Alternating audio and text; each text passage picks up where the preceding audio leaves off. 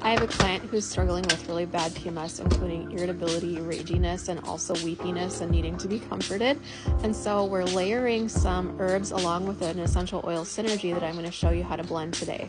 So always write down your recipe. We're going to be using 3 different essential oils today in a 2-ounce bottle with carrier oil. And so you're going to want to grab yourself some vetiver. This is our grounding oil in this. This is going to help with the irritability. Frankincense is going to help to comfort and consolidate the energy in the body. And then ylang ylang is a wonderful scent to help to create euphoria and help to lift the moods, especially irritable moods.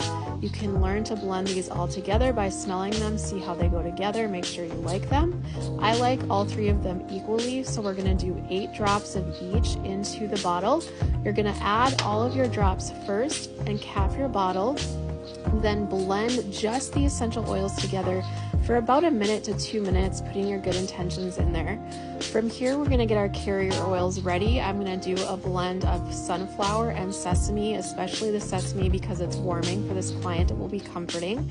We're going to add the carrier oil to our bottle and top it off. And then from here, you're going to do the same blending process of 1 to 2 minutes. Make sure you label it, and there you go.